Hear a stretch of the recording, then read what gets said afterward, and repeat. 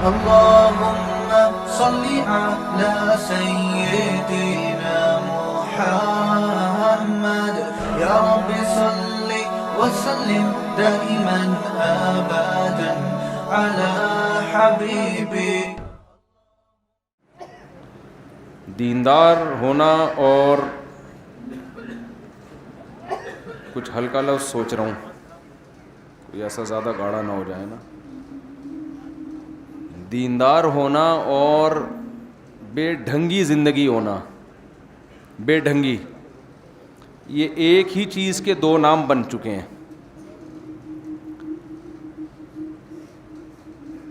یعنی دینداری کا مطلب یہ سمجھا جاتا ہے کہ کسی کام کا نہ ہو آدمی. سمجھ رہے ہیں کتنی بہت نیک ہے، یہ بہت نیک ہے، مطلب دنیا میں کسی کام کا بولنا پڑے گا آپ لوگوں کو. یعنی جب ہم کسی کے بارے میں کہتے ہیں نا یہ صاحب بہت نیک ہیں، اس کا مطلب پتہ ہے کیا ہے؟ کسی کام کا نہ 3 میں نہ 13 میں.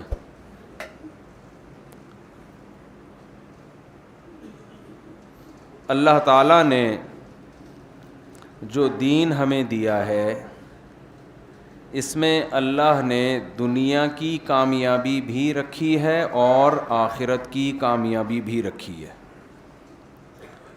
یہ بیان شروع ہو چکا ہے، ٹھیک ہے نا؟ ایسا نہ ہو آپ سمجھیں کہ بیان ابھی بعد میں شروع ہوگا، میں کچھ تمہید باندھ رہا ہوں. جو دین اللہ نے ہمیں دیا ہے اس میں اللہ نے دنیا کی کامیابی بھی رکھی اور آخرت کی بھی. اگر اس دین کی وجہ سے آپ دنیا میں کامیاب نہیں ہو رہے تو اس کا مطلب آپ دین پہ بھی عمل نہیں کر رہے ہو. یہ ہو نہیں سکتا کہ دین پہ چلو اور دنیا میں کامیاب نہ ہو. آخرت تو پھر بعد کی بات ہے، دنیا میں بھی. ہاں بعض دفعہ وقتی طور پر کسی کو نقصان ہوتا ہے دین پہ چلنے میں، کوئی ظلم کر کے اس کو نقصان پہنچا دے تو ایک الگ بات ہے. اس کی مثال ایسے ہے جیسے ایک آدمی بیمار ہے، علاج کے لیے ڈاکٹر کے پاس جائے گا، ڈاکٹر نے ہی زیادتی کی، اس کے ساتھ زہر کا انجیکشن لگا دیا، تو اب اس مریض کو ملامت نہیں کی جائے گی کہ اس نے علاج کی فکر نہیں کی، بھائی ڈاکٹر نے ہی گڑبڑ کر دی. تو مذہب پہ چل کے اگر کوئی دنیا میں کامیاب نہیں ہو رہا تو یا تو کوئی زیادتی کر رہا ہو نا، کسی نے ظلم کر لیا، ایک الگ بات ہے. لیکن اگر یہ بھی نہیں ہے تو اس کا مطلب یہ مذہب پہ چل رہا نہیں ہے، یہ ہو نہیں سکتا. لیکن آپ دیکھو کہ مسلمان من حیث القوم آگے کے بجائے کہاں جا رہے ہیں؟ پیچھے جا رہے ہیں. تو یہ ہو نہیں سکتا کہ یہ مذہب پہ چل رہے ہوں اور جا کہاں رہے ہوں؟ پیچھے. اس کا مطلب یہ ہے کہ یا تو یہ مذہب پہ چل نہیں رہے یا یہ غلط چیز کو صحیح سمجھ کے اس پہ چل رہے ہیں. میں سمجھا پا رہا ہوں اپنی بات؟ آواز سب کو صاف آ رہی ہے نا؟ کوئی مسئلہ تو نہیں ہو رہا؟ میرے پاس لوگ آتے ہیں، مفتی صاحب ایک مسئلہ ہے، میں کہتا ہوں قریب میں تھانہ ہے وہاں رپورٹ کرا دو. بھائی مسائل کے لیے کون ہے؟ تھانے ہیں نا، مسئلے وسلے. تو ہمارے ہاں دیندار لوگوں میں بہت سے مسائل میں کانسیپٹ ہی کلیئر نہیں ہے، جن کی وجہ سے ایک علامت بن چکی ہے. ماں باپ کا جو بچہ سب سے نیک ہوگا سب سے پیچھے وہی ہوگا. کہتے ہیں یہ کسی ایک ہی انڈا وہ بھی گندا، یہ الفاظ استعمال، یہ کسی کام کا نہیں ہے کیونکہ یہ نیک بہت ہے. کیونکہ یہ کیا ہے؟ نیک بہت. وہ جو چرسی مرسی ہے نا وہ تھوڑا بہت کچھ کر لیتا ہے جا کے. میں اکثر اس میں ایک چٹکلا سناتا ہوں کہ ایک صاحب اپنے بچوں کا تعارف کروا رہے تھے. کہنے لگے کہ جی یہ ڈاکٹر ہے، یہ انجینئر ہے، یہ سائنٹسٹ ہے، یہ بلڈر ہے، یہ چور ہے. تو انہوں نے کہا اس کو رکھا ہوا کیوں ہے گھر میں؟ کہتے کماتا صرف یہی ہے. کماتا صرف یہی. یہ تو خیر ایک چٹکلا ہے. تو اگر آپ دین پر چلنے کی وجہ سے دنیا میں پیچھے ہو رہے ہیں، اس کا مطلب آپ دین کو فالو نہیں کر رہے. میں اس کی ایک مثال دیتا ہوں. میں کوشش کرتا ہوں مثالوں سے نا جو دعویٰ میں کر رہا ہوں وہ مثال سے سمجھ میں آئے. بعض لوگوں کی عادت ہوتی ہے، دیکھو بعض چیزیں ایسی ہوتی ہیں کہ ان کو آپ اگر ان کی ڈیفینیشن بیان کرو گے تو سمجھ میں نہیں آئیں گی، وہ ان کی مثال دو تو سمجھ میں آئیں گی. بعض چیزوں کو ڈیفائن کرنا الفاظ میں تقریباً ناممکن ہوتا ہے. مثلاً یہ گلاس ہے نا، اگر کوئی مجھ سے پوچھے جس کو گلاس نہیں پتا، کوئی دیہات سے اٹھ کر آیا، اس کو نہیں پتا ان کی زبان میں گلاس کسے کہا جاتا ہے، اور اس نے کبھی گلاس دیکھا بھی نہ ہو، جنگل میں پلا بڑا ہو وہ، تو میں شکر ہے یار اس کو بند کرو یار، سکون ملا نا، کچھ شور کم ہوا تھوڑا سا. تو اب میں اس کو گلاس کی ڈیفینیشن بیان کر رہا ہوں کہ گلاس کسے کہتے ہیں. جیسے ہوتا ہے نا نیوٹن کا پہلا لا، دوسرا لا، تیسرا لا، پتہ نہیں کتنے لاز ہیں واللہ عالم، بھول گیا میں. تو میں اسے یہ کہوں کہ گلاس اسے کہتے ہیں کہ ایک ایسی چیز جو گول ہو، لمبی ہو، نیچے اس کے پیندا ہو، اس میں لکوڈ چیزیں آ سکتی ہوں. تو وہ فوراً کیا کہے گا؟ بھائی جگ. اس کا دماغ کہاں جائے گا؟ جگ کی طرف. وہ لا کے جگ دے رہا ہے، اسے کہتے ہیں. نہیں، پھر میں ڈیفینیشن چینج کر رہا ہوں تھوڑی سی. نہیں بھائی، گلاس کی ڈیفینیشن یہ ہے کہ گول ہو، لمبا ہو، نیچے سے اس کے پیندا ہو، تھوڑا چھوٹا ہو. وہ لے آئے گا کپ. ٹھیک ہے، وہ کیا لے آئے گا؟ کپ. پھر میں کہوں گول ہو، تھوڑا لمبا ہو، اس سے تھوڑا اونچا ہو، نیچے اس کے پیندا ہو، وہ بڑا والا مگا لے کر آ گیا. میں کہوں گا نہیں بھائی، دوبارہ سے گول ہو، دیواریں ہوں اس کی، نیچے پیندا ہو، اور اتنا بھی لمبا نہ ہو. مطلب یہ کہ 6 مہینے لگ جائیں گے اس کو گلاس سمجھانے میں. وہ ہو سکتا ہے کوئی کچھ اور اٹھا کے لے آئے، وہ پیالہ اٹھا کے لے آئے، وہ جو باؤل ہوتا ہے نا جس میں ہم پانی پیتے ہیں. مجھے پھر ایک اور قید بغیر اس میں کنڈا بھی نہ ہو. اس سے بہتر نہیں تھا میں کہتا ہوں اسے کیا کہتے ہیں؟ گلاس. اس ٹائپ کی جتنی چیزیں ہوں گی کیا کہلائیں گی؟ گلاس. تو بعض چیزیں ایسی ہوتی ہیں کہ جب مثال دی جائے تو بات 2 منٹ کے اندر سمجھ میں آ جاتی ہے. تو میں مثال سے بات سمجھاتا ہوں کہ میں کہنا کیا چاہ رہا ہوں کہ ہمارے ہاں دیندار لوگ اجتماعی سطح پہ بھی، انفرادی سطح پہ بھی دنیا میں پیچھے ہیں، کامیاب نہیں ہوتے وہ. جس کی ایک مثال مائک ہے، معذرت کے ساتھ، جس کی ایک مثال کیا ہے؟ یہ مائک ہے جس میں آپ سے خطاب کر رہا ہوں. اب دیکھو کتنے کروڑوں روپے لگے ہیں نا دیواروں پہ، کیا خیال ہے؟ پنکھے کتنے قیمتی لگے ہوئے ہیں، اور ماشاءاللہ مسجد میں اس کا 20واں حصہ مائک پہ لگ جاتا، جو پہلی ضرورت ہے. کیونکہ بیانات ہوتے ہیں مستقل، اذان ہوتی ہے، تلاوت ہوتی ہے. لوگوں کو زیادہ ضرورت ٹائل کی نہیں ہوتی. تلاوت میں مزہ آ رہا ہے، چھپڑ کی مسجد ہوگی نا لوگ سن لیں گے. یہ ٹائلیں تو گھر بھی دیکھ کر آتے ہیں معذرت کے ساتھ، یہ سب مسجدوں میں ہی ہے، ہر جگہ ہی ہے. پلاننگ نہیں ہے ہماری کسی بھی چیز میں، سوچتے نہیں ہیں. بغیر سوچے سمجھے زندگی گزرتی جا رہی ہے سب کی. صرف یہاں ہر جگہ کا یہ، میرا بھی یہی حال ہوگا شاید. میں ایک مثال دینا چاہ رہا تھا کہ ایک تاجر ملے جن کا کروڑوں کا بزنس ہے. بہت کم لوگ ہوتے ہیں جن کا کروڑوں کا بزنس ہوتا ہے. میری ملاقات ہوئی، میں نے کہا آپ اس بزنس کو اربوں کا کر سکتے ہو؟ کر سکتا ہوں. میں نے کہا کیوں نہیں کرتے پھر؟ انہوں نے کہا میرے لیے یہ بھی بہت ہے. میرے گھر والوں کو اگر مہینے میں میری 1 کروڑ ارننگ ہو تو میرے گھر کے لیے، میرے خاندان کے لیے یہ بہت ہے. مجھے اس سے زیادہ کمانے کی ضرورت، بولو بھائی، نہیں. مجھے کیا ضرورت کہ میں اربوں کا بنا دوں اس کو؟ وجہ کیا ہے؟ ان کے ذہن میں نے کہا دیکھیں ضرورت آپ کو کروڑوں کی بھی نہیں ہے. یہ جو آپ کروڑ روپے کما رہے ہو، کسی رکشے والے سے پوچھو، اس کو کروڑ روپے دو گے وہ تو خوشی سے مر جائے گا. ضرورت آپ کو اس کی بھی نہیں ہے, یہ بھی غلط کر رہے ہو جو آپ کما رہے ہو. 1 کروڑ کما کے بھی کیا کر رہے ہو؟ ایک آدمی کی لاٹری نکلی نا, 10 کروڑ روپے کی, غریب آدمی تھا, تو ماہر نفسیات سے رابطہ کیا کمپنی نے کہ بھائی اس کو اگر ہم نے اچانک بتا دیا کہ تمہارے 10 کروڑ نکلیں تو مرنا جائے گا خوشی سے, تو ماہر نفسیات کو بھیجا جائے جو اس کو آرام آرام سے بتائیں کہ ایک دم خوشی سے ہارٹ اٹیک نہ ہو جائے اس کو. تو ماہر نفسیات گیا اس کو سمجھانے کے لیے, بولا اگر تمہارے 1 لاکھ روپے لاٹری میں نکلے تو تم کیا کرو گے؟ اس نے خوش ہو جائیں گے, بھائی یہ کریں گے, یہ کریں گے, یہ کریں گے. 1 لاکھ سے 2 لاکھ, 2 لاکھ اگر نکل جائیں, 10 لاکھ اگر نکل جائیں, ہوتے ہوتے ہوتے آ گیا 1 کروڑ روپے نا, کہ اچھا اگر 1 کروڑ نکل جائیں. اس نے کہا آدھے تجھے دے دوں گا. یہ مر گیا.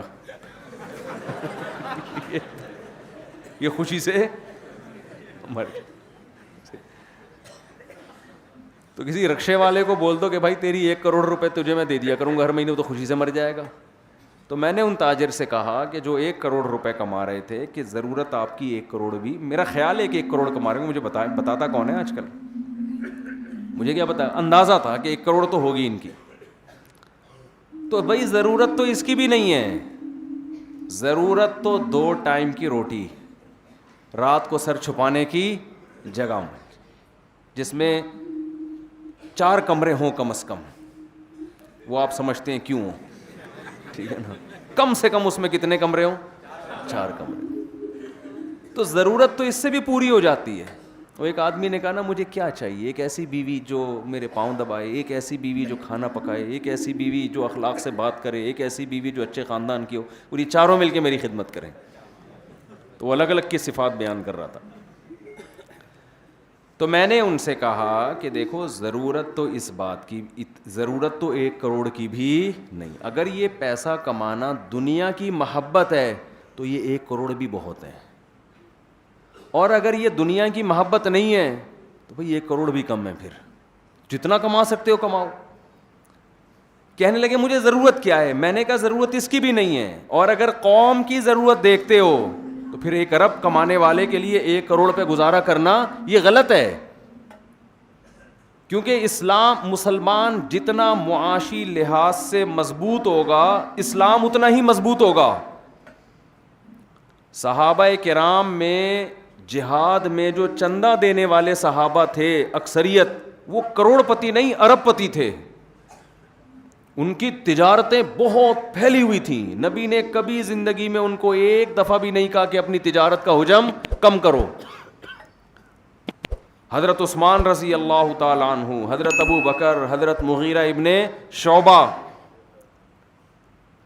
رسول اللہ صلی اللہ علیہ وسلم نے فرمایا المؤمن القوی خیر من المؤمن الضعیف. طاقتور مومن اللہ, ایک حدیث میں احب الی اللہ, اللہ کو زیادہ محبوب ہے کمزور مومن سے. علماء کہتے ہیں اس سے صرف جسمانی طاقت مراد نہیں ہے, کسی بھی فیلڈ میں آپ پاورفل ہوں گے تو کمزور آدمی سے اسلام آپ کو زیادہ پسند کرے گا. نالج کی پاور بھی ایک پاور ہے. آپ کے پاس نالج زیادہ ہے, ایک آدمی کے پاس نالج کم ہے, تو نالج والا آدمی اللہ کو زیادہ محبوب ہے کم نالج والے آدمی سے. سمجھ میں آ رہی ہے بات کہ نہیں آ رہی ہے؟ ایک آدمی کے پاس کوئی ایبلٹی ہے, کوئی قابلیت ہے, وہ کچھ کر سکتا ہے, سیاست میں آگے ہے, وہ ایک مثال دے رہا ہوں, اس کے پاس کوئی عہدہ ہے, اور ایک وہ آدمی ہے جس کے پاس عہدہ نہیں ہے. تو جس کے پاس کوئی طاقت ہے, قوت ہے, وہ حدیث کے مطابق اللہ کو زیادہ محبوب ہے اس شخص سے جس کے پاس وہ عہدہ نہیں ہے, کیونکہ عہدے والا آدمی وہ کچھ کر سکتا ہے جو کم عہدے والا نہیں کر سکتا. آپ دیکھو نا, موسیٰ علیہ السلام کو فرعون کے پاس بھیجا گیا ہے ڈائریکٹ. کیوں؟ فرعون کے پاس پاور ہے. تو موسیٰ کلیم اللہ کو بھی حکم دیا جا رہا ہے کہ محنت کس پہ کرنی ہے؟ فرعون پہ. یہ ٹھیک ہو گیا تو یہ پاورفل آدمی ہے. حضرت موسیٰ یہ بھی تو کر سکتے تھے, گھر گھر جا کے ایک ایک کو جا کے سمجھانا شروع کریں, لیکن اللہ کو معلوم تھا کہ ایک پاورفل آدمی ٹھیک ہو گیا تو پورا مصر ٹھیک ہو جائے گا. حالانکہ وہ کافر ہے, غیر مسلم ہے, لیکن پاورفل ہونے کی وجہ سے اس کو پروٹوکول دیا جا رہا ہے. بہت مشکل ہے بھائی بات سمجھانا اس زمانے میں. اس سے بھی زیادہ کچھ کام مشکل ہیں, وہ کسی اور وقت بتاؤں گا انشاءاللہ. تو یہ ہے عہدے کی طاقت. ایک صاحب مجھے کہنے لگے نیوی میں, میں نے کہا یار امتحان پاس کرو, کمیشن آفیسر بن جاؤ. کہنے نہیں بھائی, آفیسرز جو ہیں ان میں تکبر بہت ہوتا ہے, میں فوجی بن کے زندگی گزاروں گا تو مجھ میں تواضع. میں نے کہا ٹھیک ہے بھائی, اچھی بات ہے, آپ فوجی بھی اچھی بات ہے, مجاہد ہے, اللہ کی راہ میں لڑنے والا, لیکن اگر اللہ نے آپ کو صلاحیت دی ہے اوپر جانے کی, تو آپ جیسے آدمی کے لیے نیچے رہنا یہ اللہ کی نظر میں پسندیدہ نہیں. مالی لحاظ سے پاورفل ہونا اور جسمانی لحاظ سے طاقتور ہونا. ایک آدمی جسمانی لحاظ سے صحت مند ہے, ایک کیا ہے, کمزور ہے. تو حدیث, صحیح حدیث کے مطابق جو پاورفل ہے, طاقتور ہے, وہ اللہ کو زیادہ محبوب ہے, اور جو طاقتور نہیں ہے وہ اللہ کو اس کی نسبت کم محبوب ہے. ممکن ہے بہت سے لوگ یہ سوچیں کہ یار ہم غریب ہیں, ہمارا پھر کیا, ہم تو اللہ کے گویا محبوب ہی نہیں ہیں. دیکھو جو بھی کمزوریوں کی جتنی قسمیں ہیں نا, چاہے نالج کے لحاظ سے کمزوری ہو, عہدے کے لحاظ سے کمزوری ہو, صحت کے لحاظ سے کمزوری ہو, تو دیر آر 2 types آف کمزوریز. ویکنیس کی کتنی قسمیں ہیں؟ 2 قسمیں. ایک کمزوری جو اللہ کی طرف سے ہو اور ایک آپ کی طرف سے ہو. وہ جو تاجر 1 ارب روپے کما سکتا ہے مگر کما کتنا رہا ہے؟ 1 کروڑ, تو وہ 1 ارب والے کی نسبت کمزور ہے. اللہ کی طرف سے یا اپنی طرف سے ہے؟ وہ اپنی طرف سے ہے نا. سمجھ میں آ رہی ہے بات کہ نہیں آ رہی؟ ایک آدمی کمزور ہے اللہ کے. ایوب علیہ السلام کی ساری زندگی کمزوری میں, بیماریوں میں گزری, بیماریوں میں گزری نا ایوب علیہ السلام کی ساری زندگی. یہی ان کا کمال تھا کہ انہوں نے صبر کیا. تو وہ اللہ کی نظر میں صحت مندوں سے زیادہ محبوب تھے. وجہ اس کی یہ تھی, جو بیمار ہے وہ کمزور بھی ہوتا ہے نا, وہ تو کچھ نہیں کر سکتا, وہ تو بیچارہ بستر پہ پڑا رہتا ہے.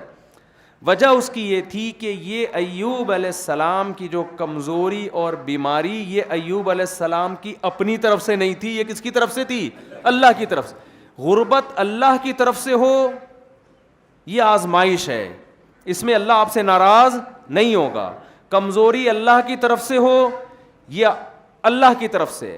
آپ آرمی میں کمیشن آفیسر بھرتی ہونے کے لیے گئے, آپ نے پوری کوشش کر لی, ISS بھی کلیئر ہی نہیں کر پاتے, آپ ایک فوجی بھرتی ہو گئے, یہ آپ کی طرف سے نہیں ہے, کس کی طرف سے ہے؟ اللہ کی طرف سے. ہمارا المیہ یہ ہے کہ جو کمزوریاں, تنزل اور ناکامیاں ہماری اپنی ایجاد کرنا ہے, وہ بھی ہم کس کے کھاتے میں ڈال رہے ہیں؟ اللہ کے کھاتے میں ڈال رہے ہیں, اور فخر بھی کر رہے ہیں اس پہ.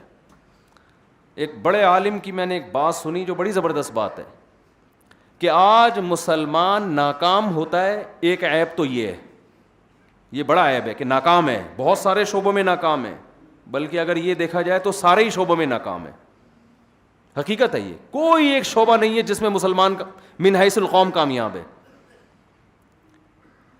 کہا کہ یہ بھی عیب ہے کہ ناکام ہے, لیکن کمال یہ ہے, یعنی اس سے عیب میں کمال یہ ہے کہ اس ناکامی کو کیا سمجھ رہا ہے؟ کامیابی. جس کی میں نے مثال دی کہ یہ حضرت بہت پہنچے ہوئے بزرگ ہیں, کیونکہ کسی کام کے ہے. بھائی یہ بچہ میرا بہت نیک ہے, کسی کام کا, یہ محلے میں یہ لڑکا کیا ہے؟ بہت نیک, کسی کام کا نہیں ہے. شریف ہونا اس کی علامت ہے کسی کام کا نہ ہو. یعنی ایک بعض لوگوں کی نظر میں یہ شرافت اس کو کہتے ہیں, حالانکہ شرافت کہتے ہیں کہ شر اور آفت نہ ہو. شر اور آفت سے پاک ہو تو شرافت بنتی ہے, شر اور آفت کو ملاؤ تو شرافت بنتی ہے نا. تو خوب سمجھ لیں کہ یہ اسلام کا غلط تصور ہے. ہم اگر صحابہ کی زندگیاں اٹھا کے دیکھتے ہیں, نبی کی سیرت اٹھا کے دیکھتے ہیں, پیغمبروں کی سیرت ہم پڑھتے ہیں, تو بہت ہوشیار تھے ہر معاملے میں. ایک آخری بات کر کے بس بیان ختم کرتا ہوں. دیکھو ایک آدمی نے ایک عمارت کھڑی کی, فرض کرو اس کے پاس پیسہ آیا, وہ اپنی بیگم کے لیے گھر بنا رہا ہے. ایسی مثال دو نا جو خواتین کو بھی پسند آئے. بیگم کے لیے کیا بنا رہا ہے؟ گھر بنا رہا ہے. اب اس نے کیا کیا, چار دیواری کھڑی کی, کمرہ بنا دیا, کچن بنا دیا, واش روم بنا دیا, یہ سب کچھ نا پورا بنیادیں کھڑی کر دیں اس نے. مقصد اس کا ہے بیگم میری خوش ہو جائے گھر دیکھ کے. جب بیگم کو دکھایا اس نے کہا یہ کچن ادھر کیوں کر دیا بھائی, یہ تو ادھر ہونا چاہیے تھا ہے بھائی. یہ واش روم اتنا چھوٹا کیوں, مجھے تو کپڑے بھی واش روم میں ہی دھونے ہوتے ہیں, تو واش روم کیا ہونا چاہیے تھا, بڑا ہونا چاہیے تھا. کچن بیلے چھوٹا کر دیتے. اب کچھ ہو سکتا ہے؟ جس کو خوش کرنے کے لیے بنا رہے تھے, کروڑوں روپے جھونک دیے, وہی خوش نہیں. کہہ رہی یہ کیسا واش روم ہے کہ اس کا ایگزاسٹ فین کھل رہا ہے کچن کی طرف.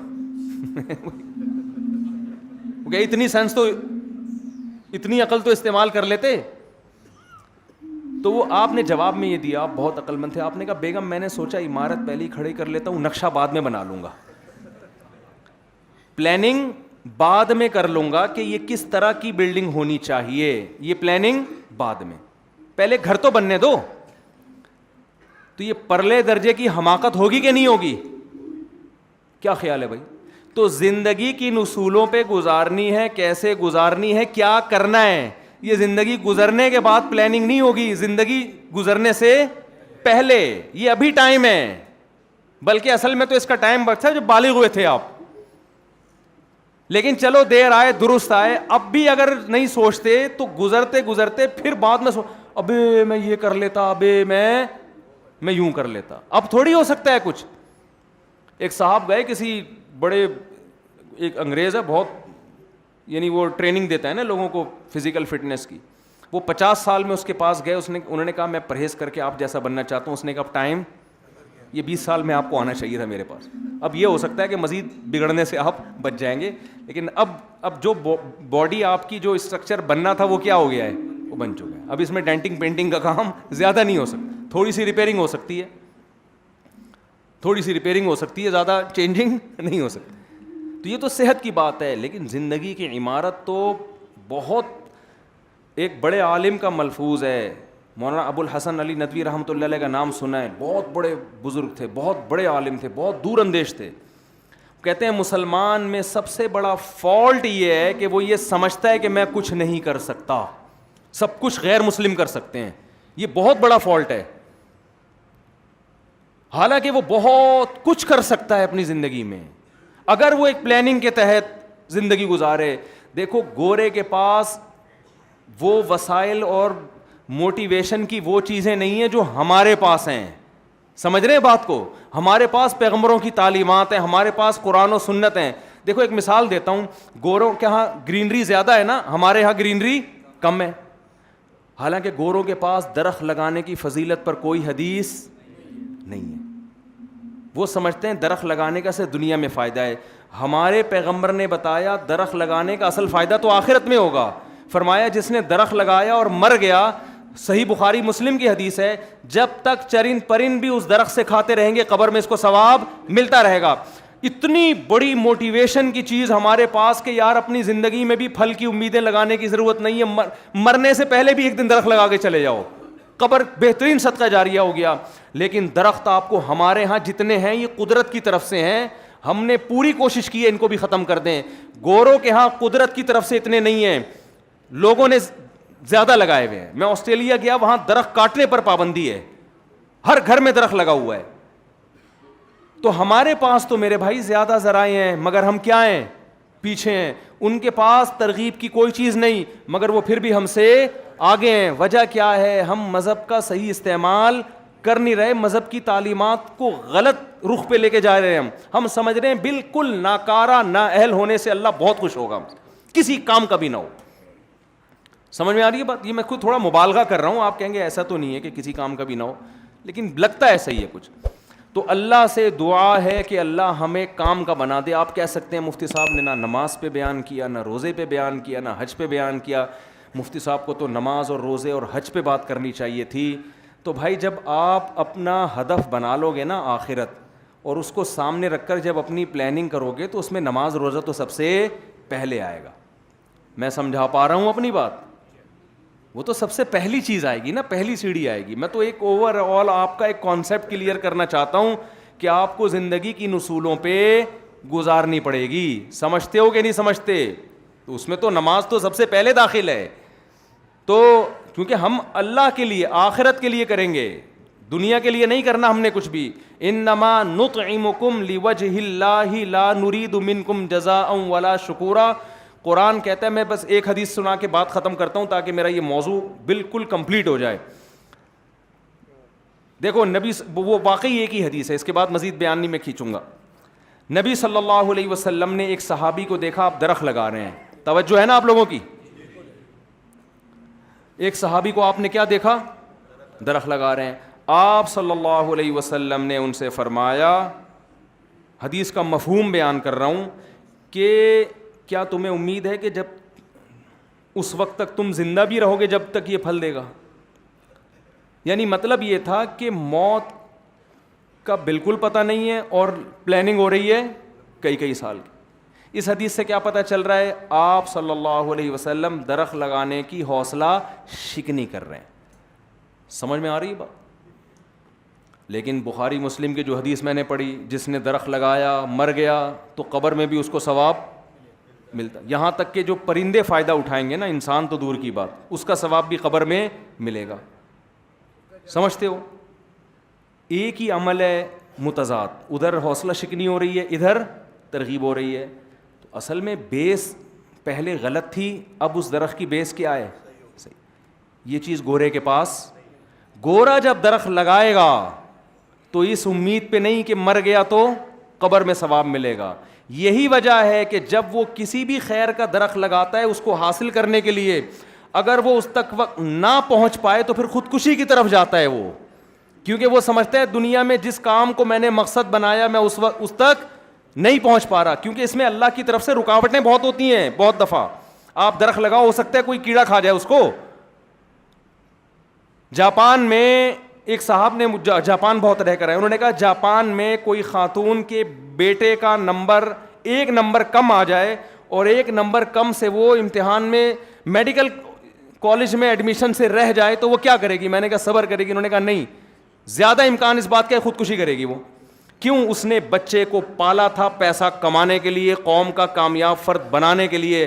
1 نمبر کم ہو گیا, اس کی محنت ضائع ہو گئی. تو جو دنیا میں اس کا مقصد تھا وہ حاصل نہیں ہوا تو یا خودکشی نہیں کرے گی تو ڈپریشن میں تو جائے گی نا. کیا خیال ہے بھائی؟ لیکن میرے بھائی جو بچے کا درخت لگا رہا ہے ڈاکٹر بنانے کے لیے, یہ بھی تو ایک درخت ہے نا. درخت کی نبی نے مثال دی ہے, احادیث میں مثالوں سے اصول سمجھائے جاتے ہیں. درخت کی ایک مثال دی ہے, جیسے درخت خیر کا ذریعہ بنتا ہے, ایسے ہی آپ اپنے بچے کو اگر ڈاکٹر بنا رہے ہیں کہ اس کی خیر سے دنیا فائدہ اٹھائے گی, بن گیا ٹھیک ہے, نہیں بنا نیت پہ ثواب تو بھی ٹھیک ہے. جو آخرت کا ہدف تھا وہ تو حاصل ہو گیا نا. یوسف علیہ السلام کامیابی کے اسباب اختیار کر رہے ہیں, جو ہو رہے ہیں ٹھیک ہے, نہیں ہو رہے تو کس کی طرف سے ہو رہے ہیں بھائی؟ تو پریشانی تھوڑی ہو رہی ہے. تو اس لیے اپنی زندگی کا کوئی ہدف بنائیں, کوئی مقصد بنائیں اور یہ سوچ کے زندگی گزاریں کہ ہم نے کچھ بڑا کام کر کے دنیا سے جان. کچھ نہیں ہوتا آخرت میں, آخر میں 4 شادیاں کر کے چلے جاؤ یار, قبر پہ لاتیں ہی پڑیں گی نا. کچھ تو کر کے گئے, لاتیں ہی پڑیں گی نا. اس کا پورا امکان ہے کہ قبر پہ بھی سسرالی آ کے لاتے مار رہے ہوں, ہمیں ٹینشن دے کے چلا گیا, ٹھیک ہے نا. کچھ تو موسٹ وانٹیڈ بنو, موسٹ وانٹیڈ, سمجھ رہے ہو؟